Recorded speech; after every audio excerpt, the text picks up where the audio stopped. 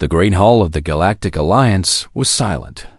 Hundreds of alien species filled the curved seats that rose like waves around the central platform. Their eyes, some with 3 pupils, some glowing faintly in the dim light, all focused on the same thing, a single human standing in chains. Taiho stood straight. His hands were bound behind his back with energy cuffs that hummed softly. His face was bruised. His uniform was torn. But he did not look down. He looked forward at the high bench where 5 judges sat in robes of silver and black. In the center seat was Commander Yuna of the Valorian species. Her skin was pale blue, almost like ice. Her eyes were large and completely white, with no visible pupils. 2 thin antennae rose from her forehead, twitching slightly as she studied the human before her.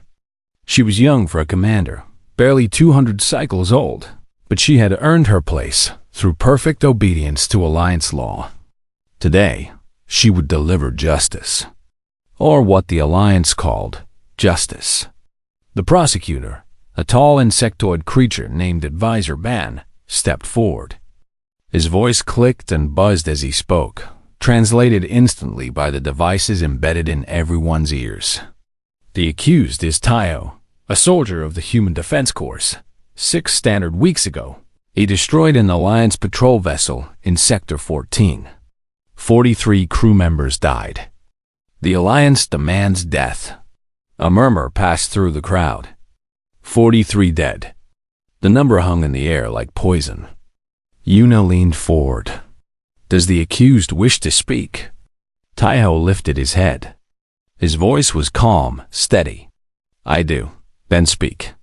The patrol vessel you mention was not conducting a patrol, Taiho said. It was preparing to fire on a refugee transport. 400 civilians, women, children, families fleeing the Dominion advance. Your patrol captain had orders to destroy them because they were crossing into restricted space without permits. The crowd stirred. Advisor Ban's wings fluttered with irritation. Lies, he snapped. The human is trying to save himself with stories. I have evidence, Taiho continued. Communication logs from my ship. Distress signals from the transport. Targeting data showing the patrol vessel had locked weapons on armed civilians. Evidence that was conveniently destroyed when you attacked our ship, Ban countered. How convenient for you, human. Yuna raised her hand. The hall fell silent again. She studied the human carefully.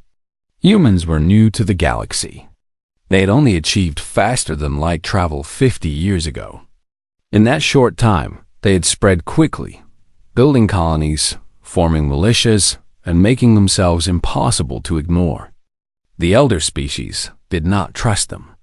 Humans were too aggressive, too emotional, too unpredictable.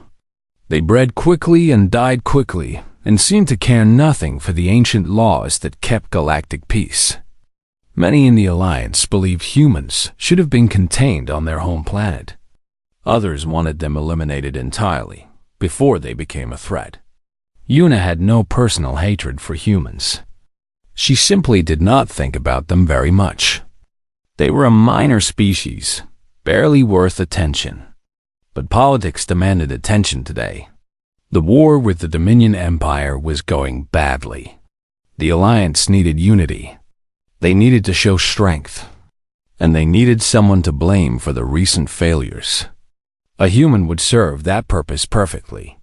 The evidence against you is clear, Yuna said, her voice cold and formal. You destroyed an Alliance vessel. You killed Alliance personnel. The circumstances you describe cannot be verified. Then verify them, Taiho said. Send investigators to the refugee colony on Harvan 3. 400 people will tell you I saved their lives.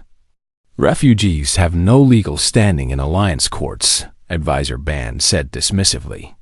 Their testimony is worthless. Taiho's jaw tightened.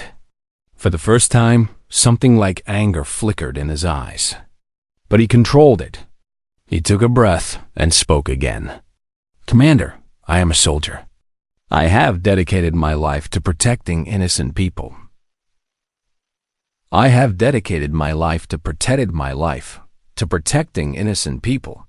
I did not murder your crew. I stopped the massacre. If your laws cannot see the difference, then your laws are broken. Gasps echoed through the hall. No one spoke to an Alliance judge that way.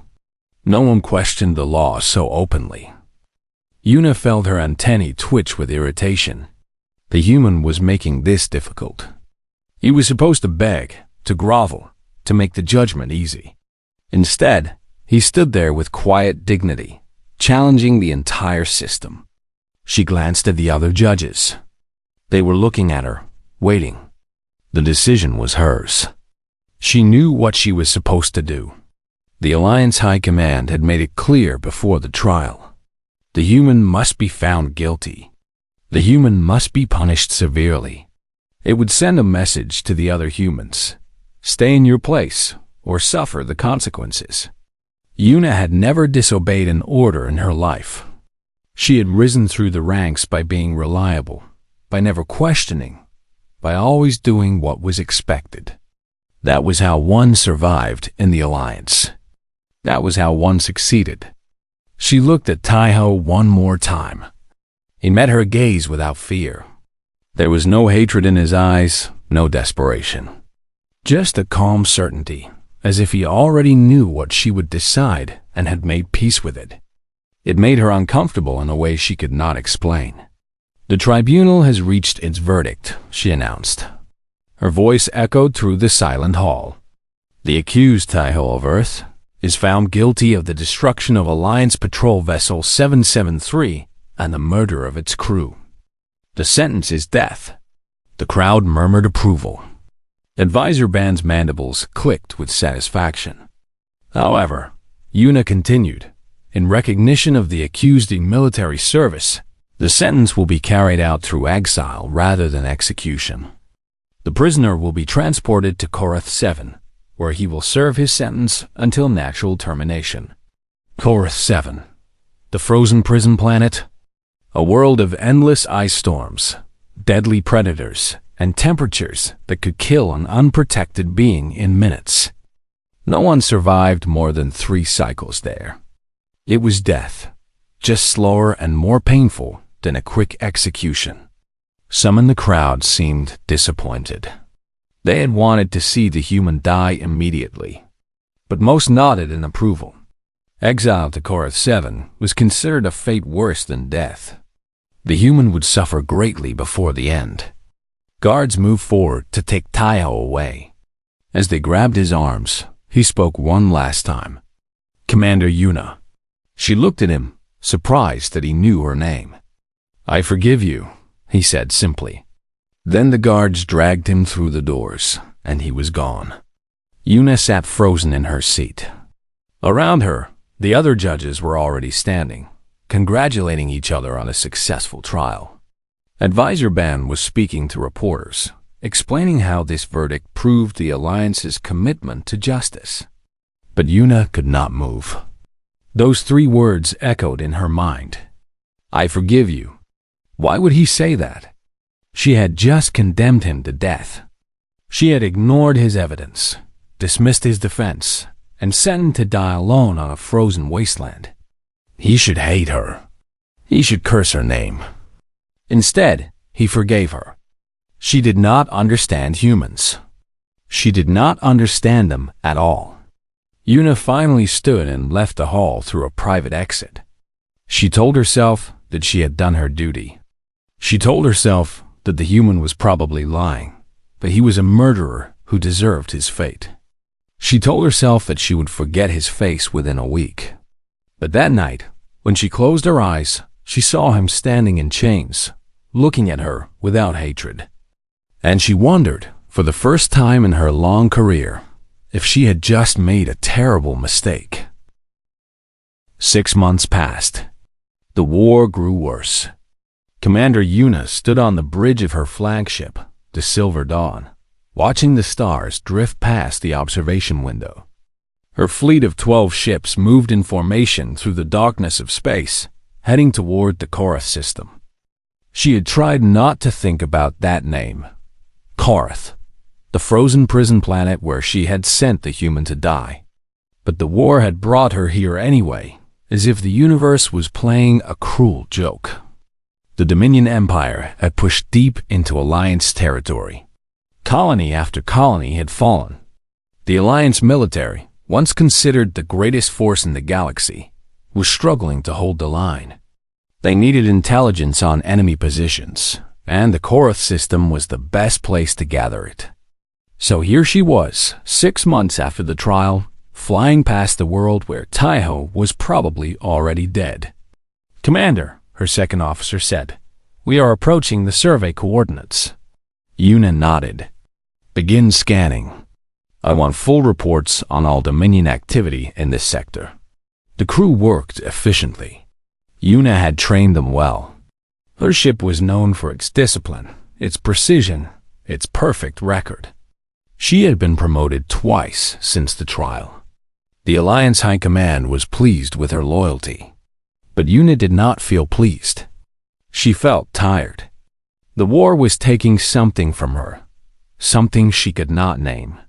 Every day brought more reports of death, more retreats, more failures. And every night, when she tried to sleep, she saw faces. The faces of soldiers who had died under her command. The faces of civilians who had been left behind when colonies fell. And sometimes, she saw the face of a human standing in chains, forgiving her for his own death.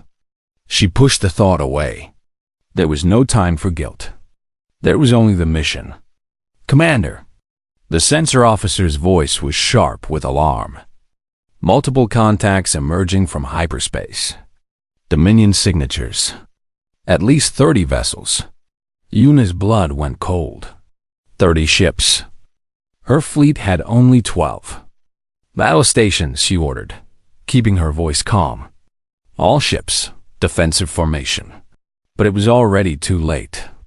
The Dominion had planned this perfectly. They had known the Alliance would send a reconnaissance fleet. They had been waiting. The first volley of missiles tore through space like angry stars. 2 Alliance ships exploded before they could raise shields. A third was crippled, spinning helplessly as fire consumed its hull. Yuna gripped the arms of her command chair. "Return fire! Target their lead vessels." Her fleet fought back, but the numbers were too uneven. For every Dominion ship they damaged, 3 more pressed the attack. The Silver Dawn shook as enemy fire struck its shields. Alarms screamed. Crew members shouted reports that blurred together into chaos. "Shields at 40%. Engine 3 is offline. Hull breach on deck 7. Yuna made the only decision she could. "All ships retreat. Jump to emergency coordinates." Some of her fleet managed to escape. She watched their ships flicker and vanish into hyperspace, carrying survivors to safety. But the Silver Dawn was too damaged. Its jump drive was failing. "Commander, we cannot make the jump," her engineer reported, his voice shaking. "The drive core is cracked. If we try, we will tear ourselves apart." Another explosion rocked the ship. The lights flickered. Yuna could smell smoke and burning metal. "Abandon ship," she ordered. "All hands to escape pods." The crew moved quickly, trained for this moment even if they had never expected it to come. Yuna stayed on the bridge until the last possible second, making sure everyone else got out first. That was her duty. That was what a commander did. Finally, she ran to the nearest escape pod and launched herself into the void. She watched through the tiny window as the Silver Dawn broke apart, consumed by Dominion fire. Her ship, her home for the past 3 years. Gone in moments. The escape pod's autopilot engaged, steering toward the nearest planet. Yuna checked the navigation display and felt her stomach drop. Korath 7, the frozen prison world. The place where she had sent Taiho to die. The universe really was playing a cruel joke. The pod entered the atmosphere, shaking violently as it descended. Yuna strapped herself in and closed her eyes, praying to God she barely believed in. The pod was not designed for rough landings. It was meant to be picked up by rescue ships, not to crash through ice storms. She hit the ground hard. Metal screamed. Glass shattered. Something struck her head, and the world went dark. When Yuna woke, she was surrounded by white, snow, ice, a howling wind that cut through the broken hull of her escape pod like a knife. She tried to move and gasped in pain. Her left leg was twisted at a wrong angle. Her ribs ached with every breath. Blood dripped from a wound on her forehead, freezing almost instantly in the bitter cold. The temperature display on her wrist showed -60 degrees. Without proper shelter, she would be dead within hours. Yuna dragged herself out of the pod, leaving a trail of blue blood in the snow. Her survival training told her to find shelter, to start a fire, to signal for rescue. But her body was failing. Every movement sent waves of agony through her broken bones. She managed to activate her emergency beacon. A weak signal pulsed out into the storm, begging for help that might never come. Her fleet was scattered. The Dominion controlled this sector. Even if someone received her signal, they might not be able to reach her in time. Night was falling. The temperature was dropping. And Yuna could hear something moving in the darkness beyond the snow. Predators. Korath 7 was home to creatures that had evolved to survive the frozen hell. They hunted by heat signature, tracking warm bodies through the endless white. And Yuna, with her blood cooling and her strength fading, was the perfect prey. She saw eyes in the darkness. Multiple pairs, glowing faintly yellow. The creatures were circling, testing, waiting for her to weaken further. Yuna pulled her sidearm from its holster. She had 6 shots. There were at least 8 predators that she could count, probably more hidden in the storm. This was how she would die. Alone on a frozen world, eaten by monsters, far from home and honor. The same fate she had given to the human soldiers 6 months ago. "I forgive you," he had said. Now, facing her own death, she finally understood why those words had haunted her. She had not deserved forgiveness. She had been a coward, following orders instead of seeking truth. She had condemned an innocent man because it was easier than fighting the system. And now the universe was balancing the scales. The predators moved closer. Yuna raised her weapon with trembling hands. She would not die cowering. She would die fighting, even if it was hopeless. She fired at the nearest creature. It screamed and fell. The others scattered briefly, then regrouped. They were learning, adapting, realizing that she was weak. 2 more shots.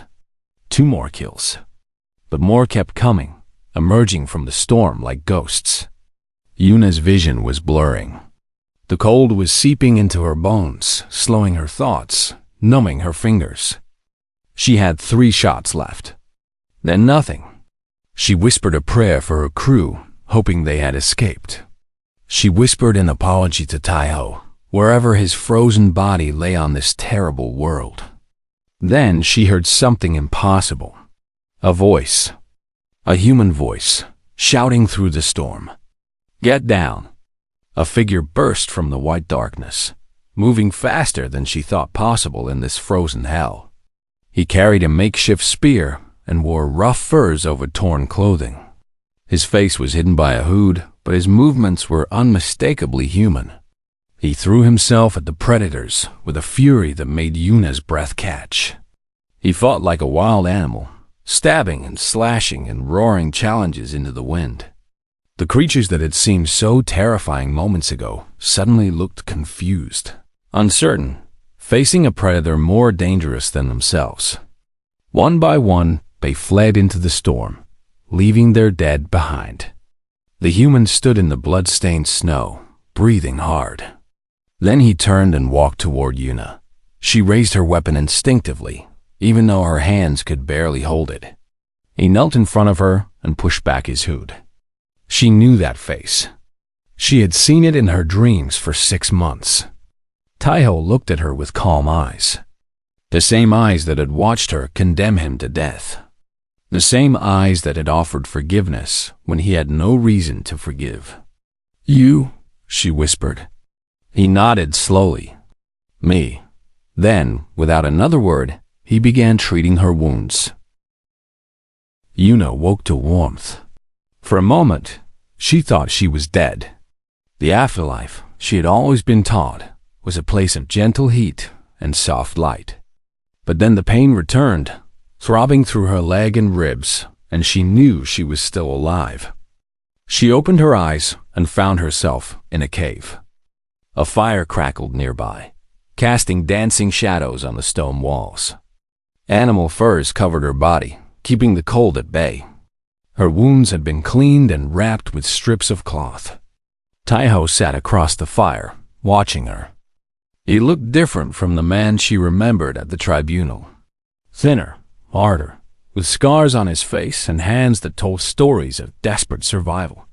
His eyes had a sharpness to them now, the look of someone who had learned to read every shadow for threats. But underneath the changes, he was still recognizably human. Still recognizably the man she had condemned. "You should not move too much," he said quietly. "Your leg is broken in 2 places. I set the bones, but they need time to heal." Yuna stared at him. Her mind could not process what was happening. "You are alive, yes. No one survives Korath 7. The records say the longest anyone has lasted is 3 cycles. Taiho smiled slightly. It was not a happy smile. The records were written by people who never tried very hard to survive. He stood and walked to a corner of the cave, where various supplies were stored in neat piles. Dried meat, containers of melted ice, tools made from bone and stone and salvaged metal. He had built a life here, in this frozen hell. "How?" Yuna asked. The question felt inadequate, but she could not find better words. Taiho returned with a bowl of warm broth. He helped her sit up, supporting her back with surprising gentleness, and pressed the bowl into her hands. "Drink first. Then I will tell you." The broth was salty and strange, made from creatures she did not want to think about. But it was hot, and it filled her stomach, and she drank it gratefully. When she finished, Taiho sat back and began to talk. "When they dropped me here, I had nothing. No supplies, no weapons, no shelter. Just my uniform and whatever I could carry in my pockets. They expected me to die within hours. Most prisoners do, but you did not. No, I did not." He stared into the fire. "On Earth, we have a saying. Where there is life, there is hope. I decided that as long as my heart was still beating, I would not give up. I would find a way to survive, or I would die trying. And if I died, at least I would die fighting, not lying in the snow waiting for the end." He told her about his first days on Korath 7, how he had found shelter in a shallow cave, how he had learned to hunt the predators that hunted him, how he had made fire from materials scavenged from crashed ships and dead prisoners, how he had watched and studied the planet until he understood its rhythms. "This world is harsh," he said, "but it is not evil. It does not want to kill you. It simply exists, following its own rules. If you learn those rules, if you respect them, you can survive. The problem is that most people who come here have already given up. They see the cold and the monsters, and they decide that death is certain. And so death becomes certain because they stop fighting." Yuna listened in silence. Everything he described seemed impossible. The temperatures alone should have killed him dozens of times. The predators were designed by evolution to destroy warm-blooded creatures. The storms came without warning and could bury a person in minutes. And yet here was, alive, thriving, even. "Why did you save me?" she finally asked. The question had been burning in her mind since she woke. "I sentenced you to death." I ignored your evidence. I treated you like an animal. You should want me to die." Taiho looked at her for a long moment. The fire reflected in his eyes, making them glow like embers. "When I was young," he said slowly, "my grandmother told me a story. She said that every person carries two wolves inside them. One wolf is anger, hatred, revenge. The other is kindness, compassion, forgiveness. And every day, we choose which wolf to feed." He poked the fire with a stick, sending sparks spiraling upward. "When you condemned me, I had a choice. I could spend whatever time I had left hating you. I could curse your name and dream of revenge and let the anger eat me alive. Or I could accept what happened and focus on surviving. I chose survival. And survival meant letting go of hate. But saving me goes beyond letting go of hate. You risked your life for someone who wronged you. Did I?" Taiho shrugged. "Or did I simply do what any decent person would do? You were hurt. You were dying. I had the ability to help. What kind of man would I be if I walked away?" Yuna had no answer. In the Alliance, such thinking was considered foolish. Resources were precious. Helping enemies was weakness. The strong survived by looking after themselves, not by saving those who had harmed them. But Taiho did not seem weak. He seemed like the strongest person she had ever met. Over the following days, Yuna recovered slowly. Taiho cared for her with patience and skill, checking her wounds, bringing her food, helping her move when she needed to. He never complained. He never reminded her of what she had done to him. He simply helped, as if it was the most natural thing in the world. They talked during the long dark hours when storms raged outside. Taiho told her about Earth, about his home, about his family. He spoke of green forests and blue oceans and cities that sparkled with light. He spoke of human history, the wars and plagues and disasters that had shaped his species. "We are not a peaceful people," he admitted. "We have done terrible things to each other. Wars that killed millions. Cruelty that defies understanding. But we have also done beautiful things. We have created art and music and stories that make the soul sing. We have built civilizations from nothing and rebuilt them after they fell. We have faced extinction many times and survived every time." "How?" Yuna asked. "How do humans keep surviving when everything seems hopeless?" Taiho thought about the question for a long time. "Because we are stubborn," he finally said. "We refuse to accept that the end is certain. Even when all logic says we should give up, something inside us keeps fighting. I think it is because we are short-lived. We only have maybe 80 or 90 years, if we are lucky. That is nothing compared to your species. So we learn early that every moment matters. Every day is precious. And we will not waste a single one by surrendering." Yuna considered this. Her species lived for 500 years or more. They had time to be patient, to wait, to accept defeat, and try again later. Perhaps that was why they had lost their fire. They had forgotten how to fight like their existence depended on it. Humans had not forgotten. Humans could not afford to forget. "I am beginning to understand," she said softly, "why the elder species fear you." Taiho smiled. "We do not want to be feared. We just want to be given a chance. A chance to prove that we can be good neighbors, good allies, good friends. But the galaxy keeps pushing us away, treating us like dangerous animals. And so we keep fighting because fighting is all we know how to do." Outside, the storm began to fade. Weak sunlight filtered through the cave entrance, painting the ice walls with pale gold. Yuna looked at Taiho, at this impossible human who had survived the unsurvivable and saved the woman who had condemned him. She thought about the trial, about the evidence she had ignored, about the innocent man she had sent to die. "I was wrong," she said. The words were hard to speak, but she forced them out. At the tribunal, I was wrong, and I'm sorry. Taiho nodded slowly. I know. How can you forgive me so easily? Because holding on to anger would hurt me more than it hurts you. Because forgiveness is not about saying what you did was acceptable. It is about choosing to move forward instead of staying trapped in the past. He met her eyes. And because I believe that people can change. Even people who have made terrible mistakes. Yuna felt something shift inside her. Something old and heavy and cold began to crack.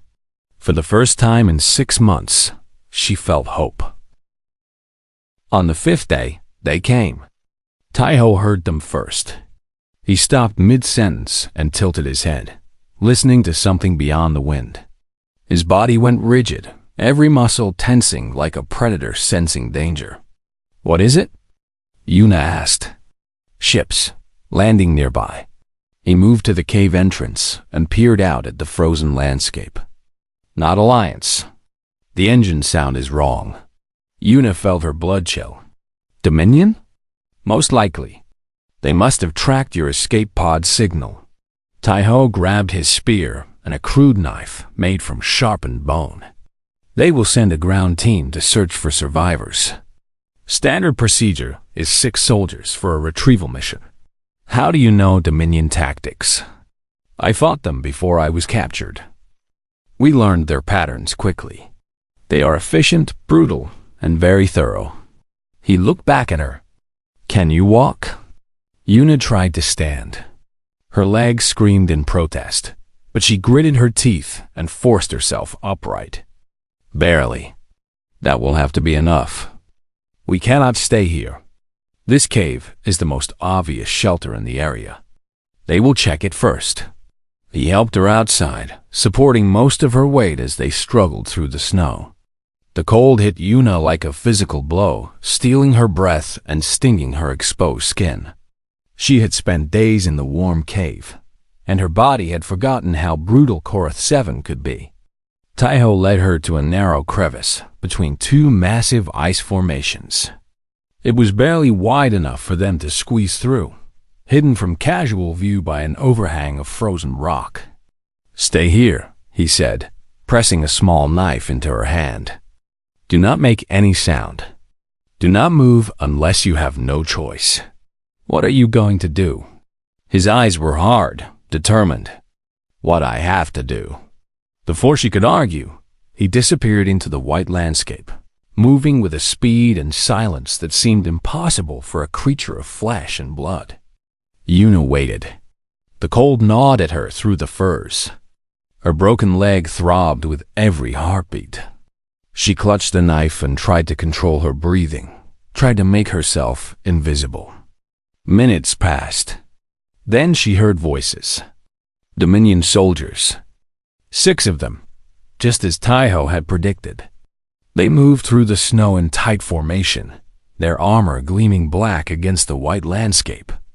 Their weapons were raised and ready.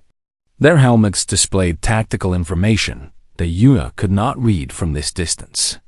They reached the cave and spread out to secure the entrance. 2 soldiers went inside while the others covered the perimeter. Yuna held her breath. The soldiers emerged from the cave, speaking in rapid clicks and growls that their translation devices converted to harsh, mechanical voices. Signs of habitation. Fire pit is recent. 2 occupants based on the bedding. Spread out. They cannot have gone far in this terrain. The soldiers separated, each taking a different direction. One of them walked directly toward Yuna's hiding spot.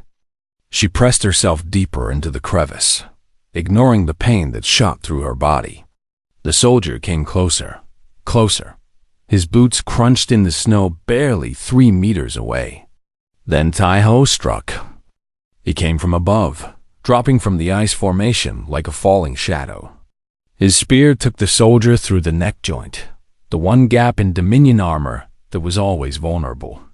The soldier went down without a sound. Taiho grabbed the fallen weapon and fired at the next nearest soldier. The energy bolt hit center mass, burning through armor and flesh. 2 down in less than 5 seconds. The remaining 4 soldiers spun toward the threat, weapons rising. But Taiho was already moving, using the terrain like an extension of his body. He ducked behind ice pillars, rolled through snowdrifts, zigzagged across open ground in patterns that made him impossible to target. Yuna watched in amazement. She had seen Elite Alliance commandos train. She had observed the finest warriors the galaxy had to offer. None of them moved like this. Taiho fought like someone who had nothing to lose and everything to prove. He fought like survival was not just a goal but a religion. He killed the 3rd soldier with a thrown knife to the eye slit. The 4th he tackled into a snowbank and strangled with his bare hands. The 5th managed to graze him with an energy blast, scoring a burning line across his shoulder.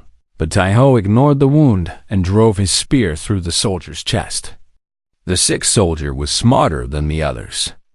Instead of engaging directly, he fell back toward the landing site, calling for reinforcements on his communicator. Taiho chased him through the storm. Yuna lost sight of both figures in the swirling white, but she heard the sounds of struggle, shouting, weapons fire, the thud of bodies hitting ice. Then silence. Yuna waited. The wind howled. Snow fell in sheets. She could see nothing beyond a few meters. A figure emerged from the whiteness. For a terrible moment, she thought it was the Dominion soldier. Then she recognized the way he moved, the shape of his shoulders, the familiar stride. Taiho staggered toward her hiding spot. He was covered in blood, both blue and red. 3 wounds marked his torso, where enemy fire had found him. His spear was gone, lost somewhere in the fighting. But he was alive. He collapsed to his knees in front of the crevice. His breathing was ragged, wet, the sound of damaged lungs struggling to work. "Are you hurt?" he asked. Yuna stared at him in disbelief. He had just killed 6 trained soldiers single-handedly. He was bleeding from multiple wounds, and his first concern was whether she was hurt. "You fool," she whispered, crawling out to reach him. "You impossible, stubborn fool." She pressed her hands against his worst wound, trying to stop the bleeding. The blood was warm against her frozen fingers, flowing too fast, too freely. "Reinforcements," Taiho managed to say. "More ships. We need to move. You need medical attention. You are dying. Not yet." He grabbed her arm with surprising strength. "Humans are hard to kill. We have survived worse than this." He forced himself to stand, swaying dangerously. Yuna caught him before he could fall. Together, they stumbled away from the battlefield.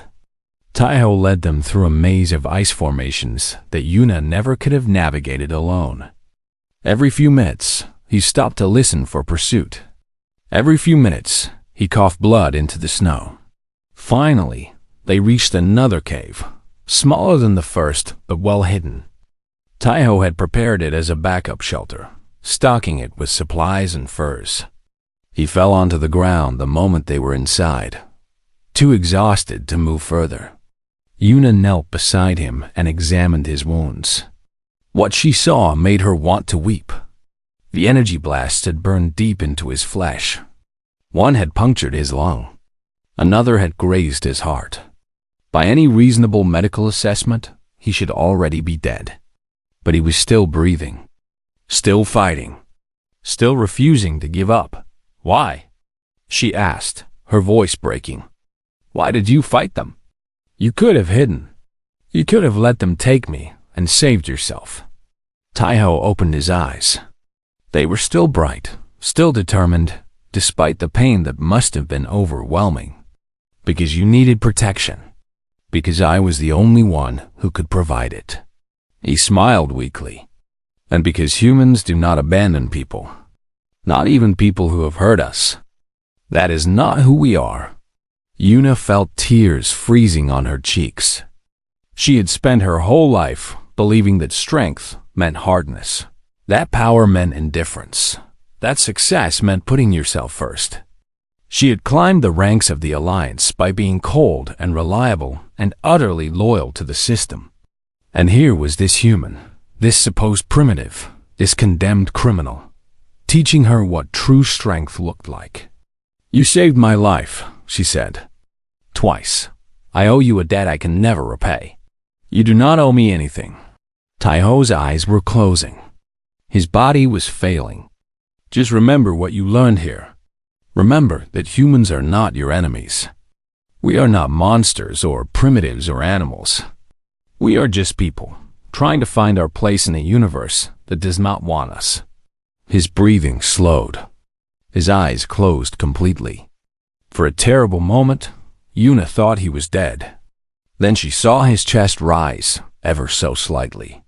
He was still fighting, still surviving. Yuna held his hand and prayed to every god she knew. "Do not die," she whispered.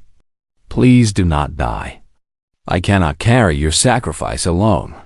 Outside, the storm raged on. Somewhere in the darkness, Dominion ships were searching. But for now, in this tiny cave on a frozen world, two beings from different species kept each other alive. And Yuna began to understand what it truly meant to be human. The Alliance rescue ships arrived 3 days later. Yuna had kept Taiho alive through pure stubbornness. She had dressed his wounds with strips torn from her own clothing. She had melted ice and forced him to drink. She had talked to him through the long, dark hours, telling him stories about her homeworld, her family, her dreams. Anything to keep him anchored to life. When the ships finally landed and soldiers poured out in their gleaming armor, they found something they never expected: a Valorian commander cradling a human prisoner in her arms. Both of them barely alive, surrounded by the frozen bodies of Dominion soldiers. The medical team tried to separate them. Yuna refused to let go until they promised that Taiho would receive the same care as any Alliance officer. She made them promise 3 times before she allowed them to take him. She collapsed the moment he was out of her arms. When Yuna woke, she was in a medical bay on an Alliance cruiser. Clean sheets, warm air, the soft hum of machines monitoring her vital signs. It felt like paradise after the frozen hell of KOR, Wrath-7. Her first question was about Taiho. "The human is alive," the doctor told her, his voice carefully neutral. "Barely. His injuries were severe. We were not sure he would survive the surgery, but he did survive. Yes, though we do not understand how. His body should have failed long before you were rescued. The damage to his organs was catastrophic. But he kept fighting. He refused to die." The doctor paused.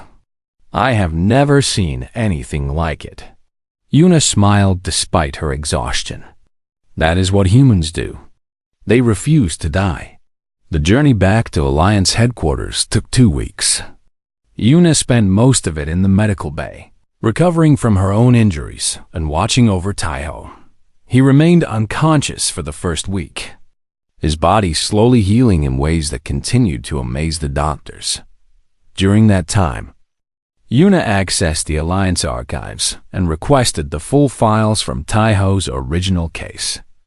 What she found made her sick. The evidence of his innocence was overwhelming. Communication logs clearly showed the patrol vessel targeting the refugee transport. Witness statements from survivors described how Taiho had saved them. Military analysts had even noted that his actions were tactically brilliant, that he had neutralized the threat while minimizing casualties. All of this evidence had been available before the trial. It had been deliberately buried by Alliance officials who needed a scapegoat more than they needed justice. Yuna had been a tool in their scheme. She had been chosen to deliver the verdict precisely because she was reliable, because she followed orders without question. They had used her loyalty against her own conscience. She spent hours alone in her quarters, staring at the evidence, feeling the weight of her guilt. She had condemned an innocent man. She had sent a hero to die on a frozen wasteland. And she had done it without even questioning the system that demanded his blood. Never again, she promised herself. Never again would she follow orders blindly. Never again would she sacrifice justice for politics. Taiho woke on the 9th day. Yuna was at his bedside when his eyes opened. He looked confused for a moment, then saw her face and smiled. "We made it," he said, his voice rough. "We made it. Thanks to you." He tried to sit up and winced. His wounds were healing, but they still hurt. "How long have I been unconscious?" 9 days. "The doctors say you should have died several times over. They are calling it a medical miracle." Taiho laughed softly. "Humans are too stubborn for miracles. We just refuse to quit." Yuna took his hand. "I found the evidence. The original case files. Everything that proves you were innocent." His smile faded. "I know I was innocent. I never doubted that. But I should have known. I should have looked. Instead, I just followed orders and condemned you without even considering that you might be telling the truth." She squeezed his hand. "I am so sorry, Taiho. I am so deeply, terribly sorry." He was quiet for a long moment. Then he squeezed her hand back. "I told you at the trial that I forgave you. I meant it then, and I mean it now. You were trapped in a system that punished questioning and rewarded obedience. You did what you were trained to do. The fault lies with the system, not with you alone. That is too generous. I had a choice. I chose wrong. Then use that guilt to make better choices going forward. That is what forgiveness is for. It frees us from the past so we can build a better future." The cruiser arrived at Alliance headquarters a week later.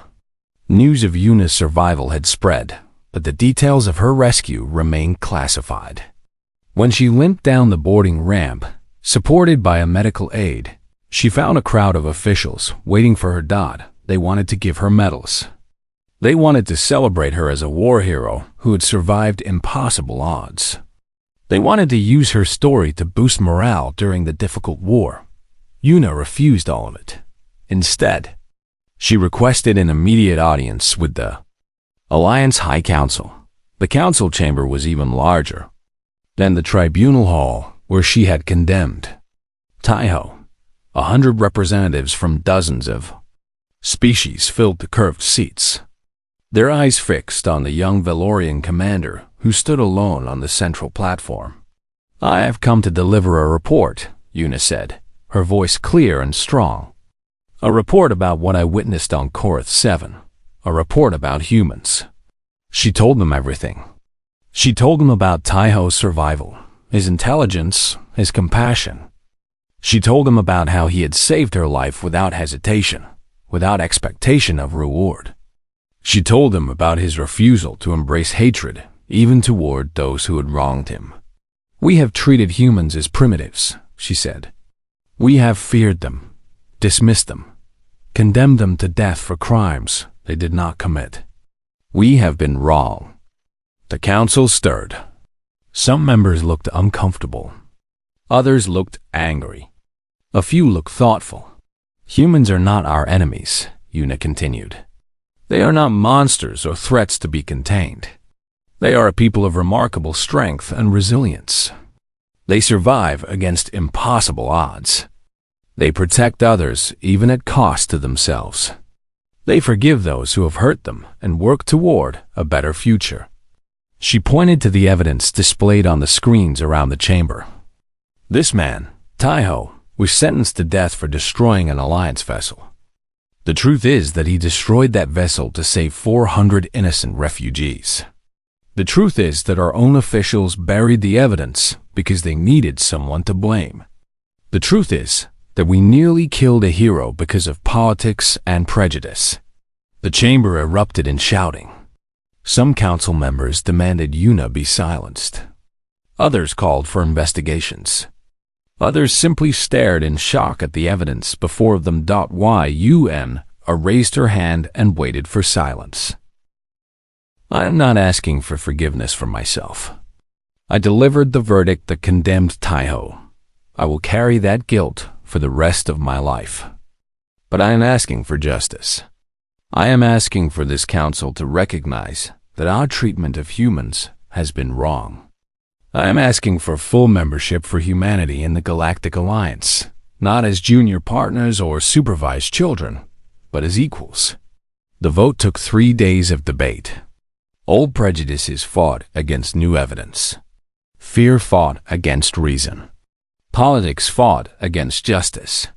In the end, justice won. By a narrow margin, the Council voted to grant humans full membership in the Alliance. Trade restrictions were lifted. Military cooperation was approved. For the first time, humans would have a voice in galactic affairs. When the news reached Earth, celebrations erupted across the planet. People who had never hoped to see equality in their lifetime wept with joy. Children looked up at the stars and dared to dream of a future among them. And at the center of it all was the story of a single soldier who had survived the unsurvivable, who had saved the woman who condemned him, who had changed everything through nothing more than stubborn hope and unbreakable compassion. 3 months later, Yuna traveled to Earth for the first time. She found Taiho at a small house near the ocean, surrounded by family who had thought him dead. His mother cried when Yuna arrived. His younger sister hugged her like an old friend. His father shook her hand and thanked her for bringing his son home. Taiho led her to the garden behind the house, where flowers bloomed in colors she had never seen before. They sat together on a wooden bench and watched the sun set over the water. "I came to offer you a formal apology," Yuna said, "and a medal for valor. The highest honor the Alliance can grant." Taiho shook his head. "I do not need medals. I did not save you for recognition. I saved you because it was the right thing to do. Then why did you invite me here?" He smiled and gestured toward the house, where his family was preparing dinner.